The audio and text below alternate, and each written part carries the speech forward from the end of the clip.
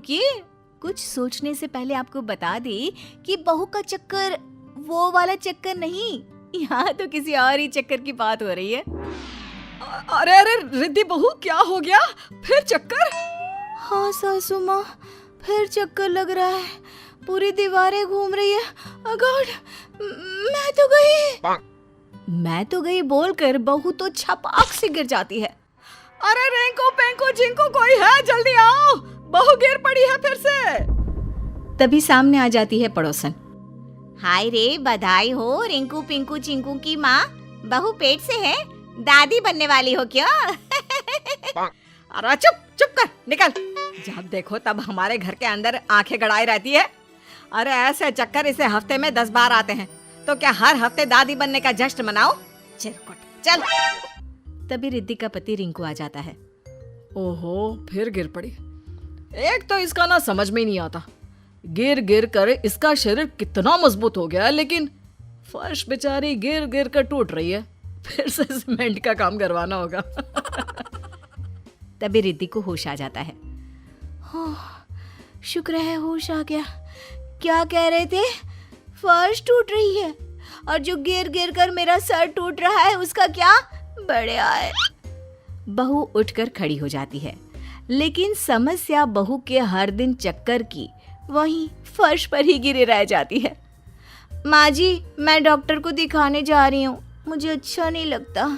मैं घर की बड़ी बहू हूँ और आए दिन चक्कर खाकर गिर जाती हूँ। कल को दूसरी बहुएं भी आएंगी।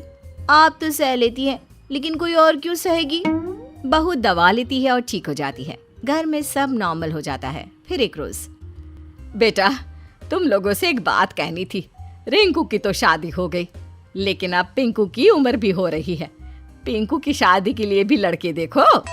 हाँ माँ, मैं समझ रहा हूँ। घर पर बहू एक और खाने वाले इतने, रसोई के काम में भी दिक्कत आती होगी। बोल, कैसी बहू ढूंढे छोटे के लिए?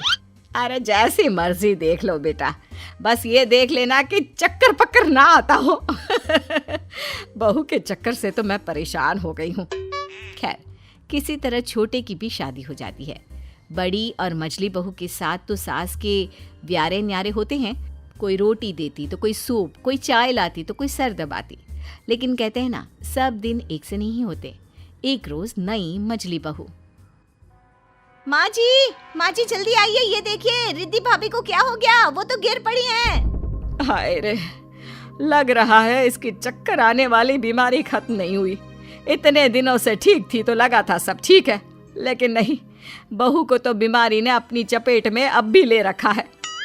माँ रिद्धि को चक्कर आया और वो गिर पड़ी। अब छोटी शीतल को क्या बोलूं मैं?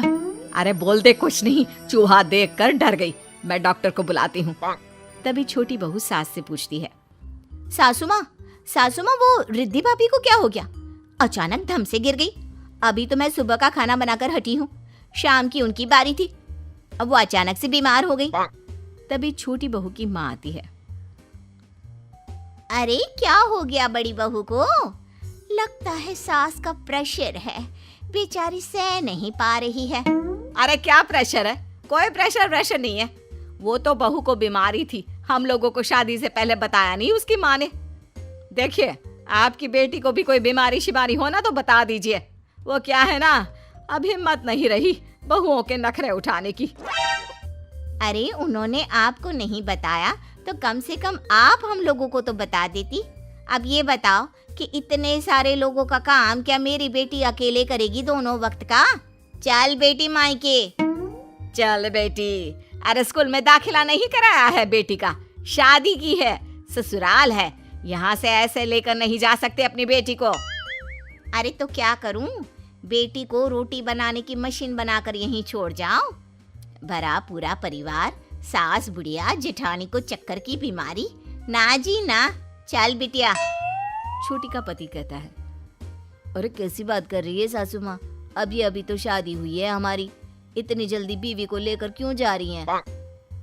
तो क्या करे मेरी अम्मा, मेरे साथ रसोई में कौन काम करेगा? ना जी ना, मेरे बस की नहीं है। छोटी बहू तो माँ के साथ निकल जाती है। अब रह जाती है बड़ी बहू।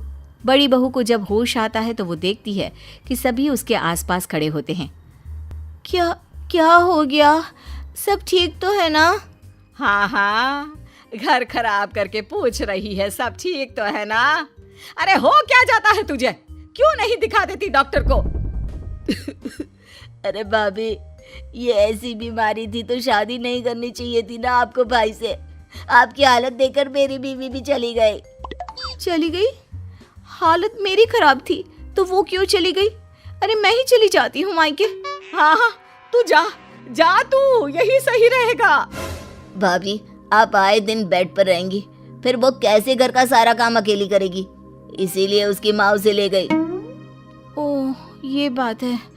मेरी बीमारी के कारण आप लोग परेशान हो ना। वैसे मैं अभी का खाना तो जल्द से बना देती हूँ, सुबह चली जाऊंगी मायके। चक्कर खाकर गिरी बहू अब खड़ी हो जाती है, घर का सारा काम करके खाना बनाती है, सबको गर्मा गर्म खाना खिलाती है और फिर बहू बस कर, अभी अभी बिस्तर से उठी है, फिर गिरने का इरादा है क्या? हाँ रिद्धि, रहने दो, इतना काम मत करो। अरे नहीं नहीं, मैं नहीं तो कौन करेगा। देवरानी को तो आए कुछ दिन ही हुए थे, लेकिन मैं ही तो सबका ध्यान रख रही थी, चाहे जो भी हो, तबीयत कितनी भी खराब रही हो मेरी। लेकिन आज एक बात तो समझ गई कि ये बोलकर बहू चुप हो जाती है। सास को समझ में आ जाता है कि वो क्या कहना चाहती है, लेकिन सास कुछ भी नहीं कहती। अगले रोज रिद्धि बहू अपना सामान पैक करके मायके के लिए निकल रही होती है कि सास कहती है, रुक जा रिद्धि, तू कहीं नहीं जाएगी, ये तेरा घर है। पर माँ, ये ऐसे ही बीमार पड़ी रहेंगी तो कौन इनकी सेवा करेगा? मेरी बीवी घर देखेगी या फिर भाभी को?